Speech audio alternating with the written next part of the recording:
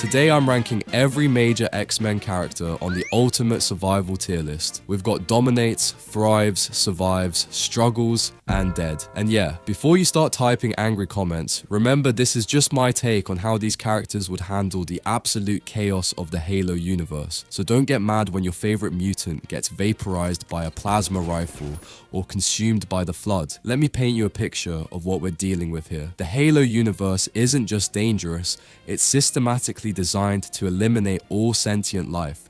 You've got the Covenant, a religious alliance of alien species that believe humans are an affront to their gods and need to be wiped out completely. Then there's the Flood, an ancient parasitic species that doesn't just kill you, it absorbs your knowledge, your memories, and turns your body into a grotesque weapon against your former allies. And if that wasn't enough, scattered across the galaxy are Halo rings, super weapons capable of sterilizing all life within 25,000 light years. This isn't a world where being different makes you special. This is a world where being different makes you a target, and being human makes you prey. The United Nations Space Command is humanity's last hope, and they're losing badly. Space battles end with continents burning, ground wars end with entire species extinct, and the only thing standing between humanity and total annihilation are genetically enhanced super soldiers called Spartans. So where do our beloved mutants fit into this nightmare? Let's start with someone who I think would absolutely dominate this universe. Storm lands squarely in the dominates tier, and honestly, it's not even close. Aurora Monroe doesn't just control weather, she is weather. In the Halo universe, most battles happen in space or on hostile alien worlds with extreme environments. Storm could single-handedly turn the tide of any planetary engagement. Picture this scenario: the Covenant is glassing a human colony world, their plasma beams burning through the atmosphere. Storm arrives, and suddenly the entire planet's weather system becomes her weapon. She's generating electromagnetic pulses that disable Covenant ships, creating hurricane-force winds that ground their aircraft, and summoning lightning strikes that can punch through energy shields. The Covenant has never faced anything like this, because they've never encountered someone who can weaponize an entire planet's climate. But it gets better. Storm's powers would be absolutely devastating against the Flood. The parasitic organisms need moisture and organic matter to spread and survive. Storm could create massive drought conditions, freeze entire regions to halt their advance, or generate electrical storms that would fry their nervous systems. She's basically a walking extinction event for anything that relies on planetary environments to survive. The UNSC would worship her. Literally. They probably build statues of her on every colony world she saves. She could end sieges in minutes, turn barren worlds into habitable paradises for human refugees, and provide weather-based early warning systems for Covenant attacks. Storm wouldn't just survive in the Halo universe, she'd become one of its most powerful strategic assets. Now let's talk about someone who would also dominate, but for completely different reasons. Magneto is getting the dominates tier. And if you think about it for even 5 seconds, you'll understand why Eric Lenter controls magnetism. And guess what the Halo universe is absolutely packed with? Metal. Lots and lots of metal. Every Covenant ship, every UNSC vessel, every weapon, every piece of armor, it's all metal. Magneto could literally reach into space and crush Covenant cruisers like tin cans. He could turn their own weapons against them, redirect plasma bolts back at their ships, and create magnetic fields so powerful that he becomes untouchable in combat. The man once lifted an entire stadium. Imagine what he could do with a space fleet. But here's where it gets really interesting. The Covenant worship something called the Forerunners, an ancient race that built the Halo rings. All Forerunner technology is metal-based. Magneto could potentially control the most powerful weapons in the galaxy. He could turn the Halo rings themselves into his personal army, manipulating the metal components to serve his will instead of their original programming.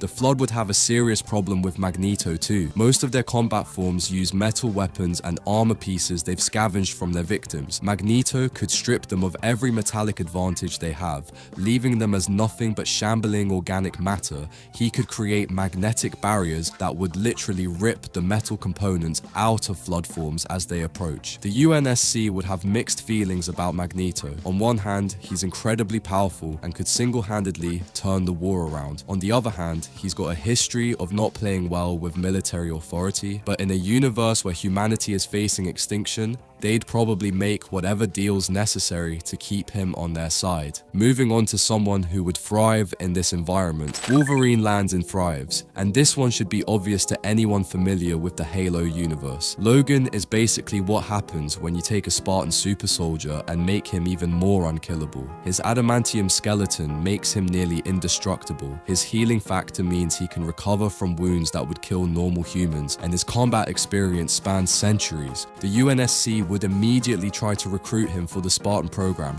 but honestly, he's already better than most Spartans.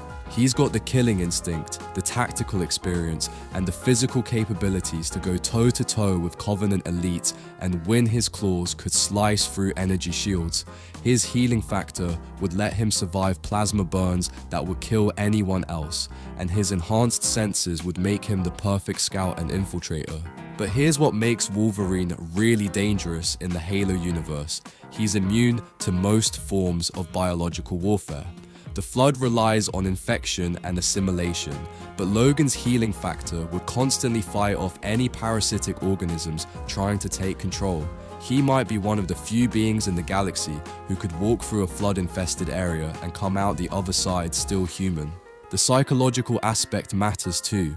Wolverine has lived through wars, genocides, and personal tragedies that would break most people.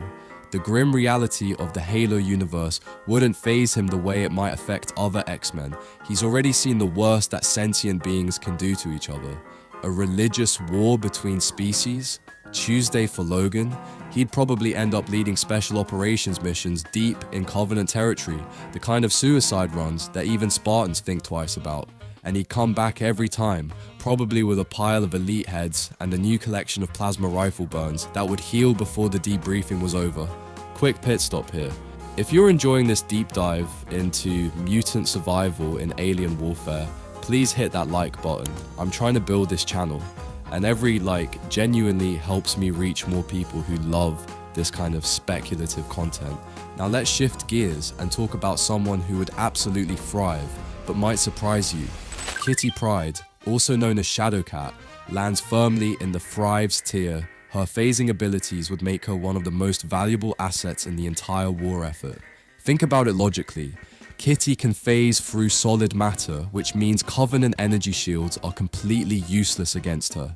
She could walk through the hull of a Covenant cruiser, phase into their bridge, and sabotage critical systems from the inside while their entire crew stands there helplessly. Energy weapons would pass right through her, plasma grenades would be meaningless, and even their most advanced shielding technology becomes irrelevant. But it gets even better when you consider the strategic applications. The UNSC's biggest problem has always been intelligence gathering.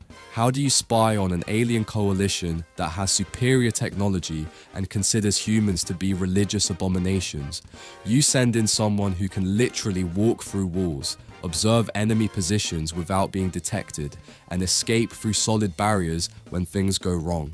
Kitty would become the ultimate infiltrator. She could phase into Covenant command centers, gather intelligence on fleet movements, sabotage their ships from within, and rescue human prisoners without anyone even knowing she was there. The Covenant would start losing battles and have no idea why their systems keep failing at critical moments.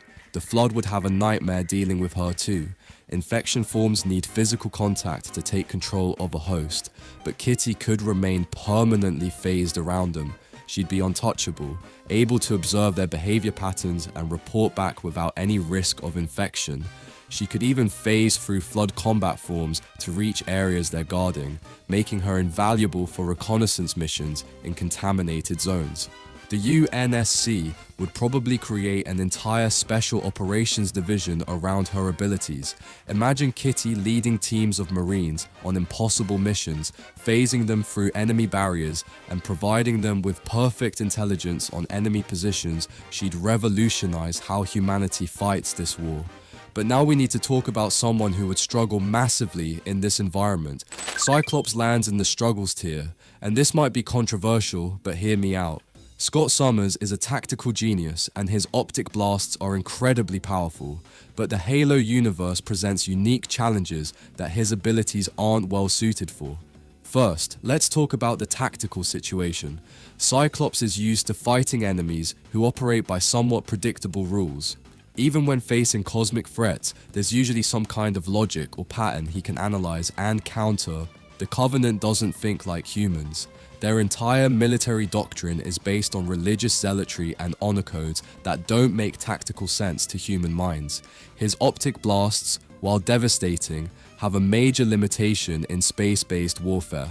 Most Halo battles happen in the vacuum of space or on planets with hostile atmospheres. Cyclops needs line of sight to use his powers effectively, and in space combat, distances are measured in thousands of kilometers. His beams might be powerful, but they're not going to reach across solar systems to hit Covenant capital ships. The Flood presents an even bigger problem. Cyclops is used to enemies he can reason with, or at least predict. The Flood is a hive mind that learns from every battle, adapts to every strategy, and grows stronger with each victory. Every time Scott uses his powers against them, they're studying his capabilities and developing counters. Worse, if they manage to infect even one person who's witnessed his abilities, they gain all that tactical knowledge instantly. The psychological pressure would eat him alive too. Scott's always been the responsible leader, the one who carries the weight of every decision. In the Halo universe, billions of humans die in single battles. Entire colony worlds get wiped out in hours. The scale of loss would be so massive that even his incredible mental discipline might crack under the pressure. He'd probably end up as a mid-level UNSC officer, competent and reliable, but not the game-changing leader he is in the X-Men universe. The problems are just too big. The enemy's too alien, and the stakes too high for traditional tactical thinking to make much difference. Speaking of struggling, let's talk about Jean Grey, who also lands in the struggles tier, though for different reasons. This might seem surprising given her incredible psychic powers and Phoenix Force connection, but the Halo universe has some unique hazards that specifically target beings like her. The biggest problem is the Flood's hive mind nature.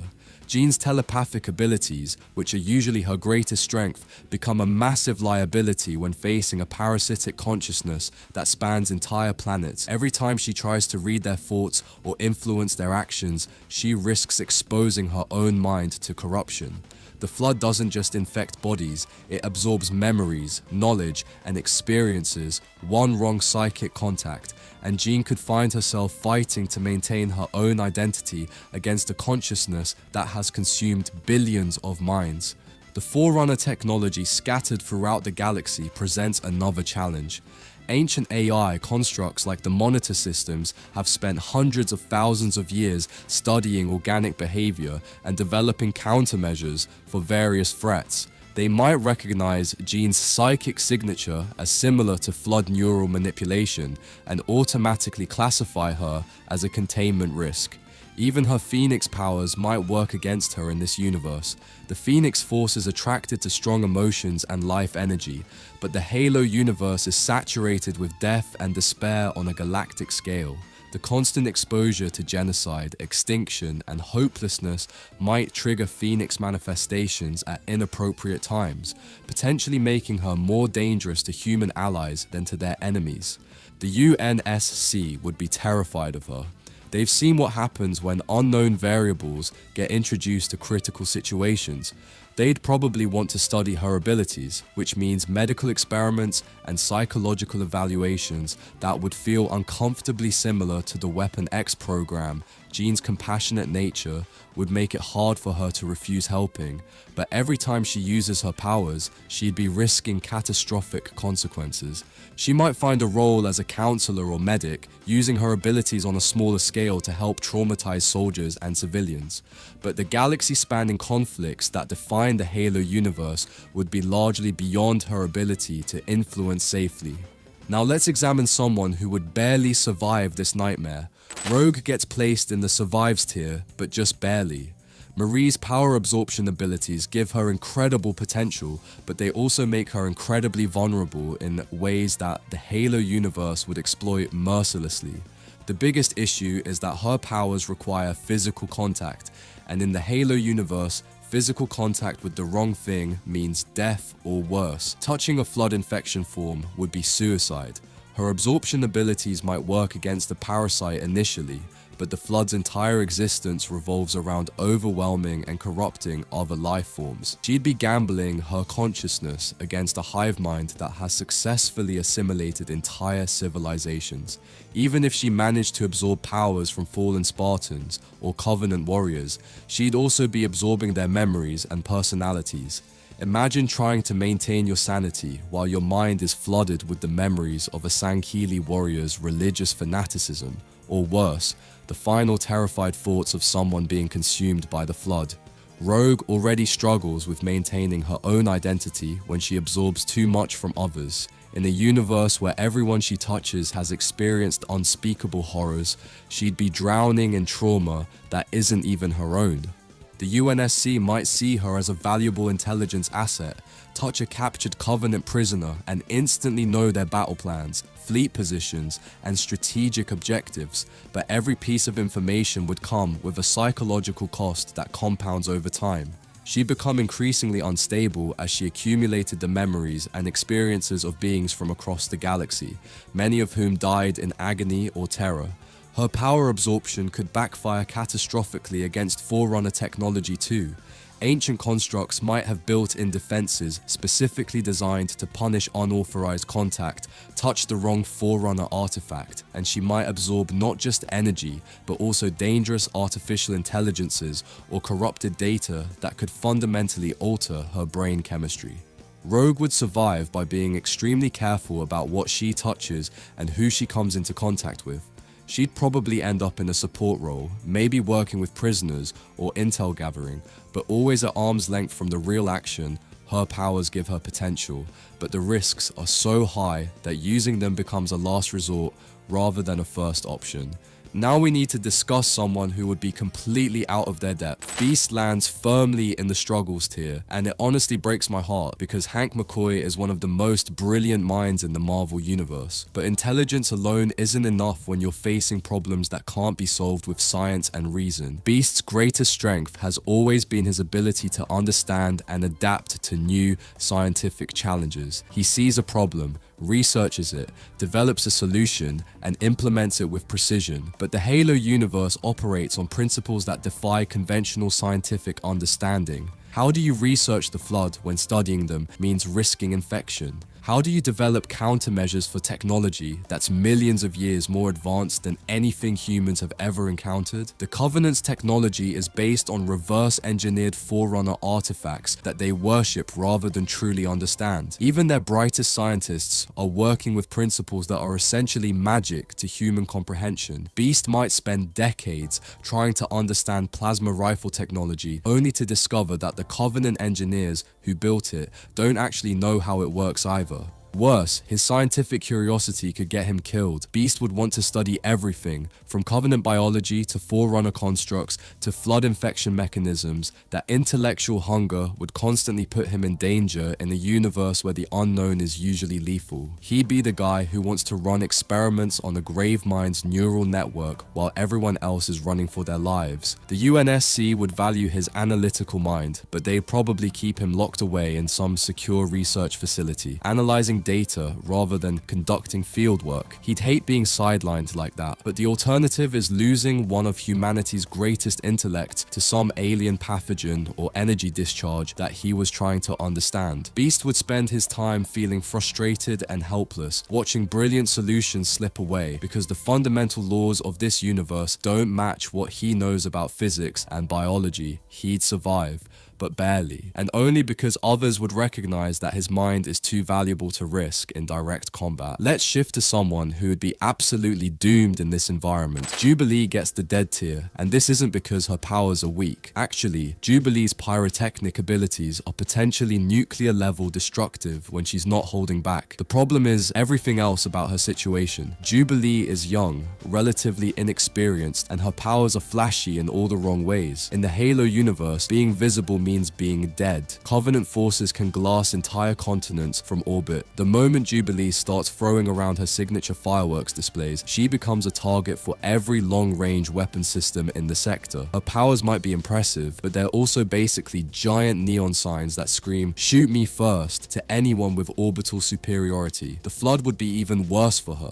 Her explosive abilities require concentration and emotional control, but facing a parasitic hive mind that turns your friends into weapons against you would shatter that control completely. She'd panic, her powers would go haywire, and she'd either blow herself up or create so much chaos that the Flood could overwhelm her position easily. The UNSC might try to train her, but military discipline and teenage rebellion don't mix well under the best circumstances. Add in the stress of genocidal warfare and the constant threat of extinction, and Jubilee would probably wash out of any training program they put her through. She's not built for the kind of psychological pressure that breaks veteran soldiers. Even if she somehow developed better control over her abilities, the strategic situation would work against her. Her powers are area effect weapons that work best against clustered enemies, but most Halo combat happens at extreme ranges with highly mobile units. By the time enemies get close enough for her to engage effectively, the battle is usually already lost. Jubilee would probably die in her first real engagement, either from enemy fire drawn by her flashy abilities or from her own powers going out of control under stress. It's a waste of potential, but the Halo universe doesn't care about potential. It only cares about results. Moving on to another character who would face serious challenges. Iceman lands in the struggles tier, which might seem surprising given how powerful Bobby Drake can be when he cuts loose. The problem isn't his power level.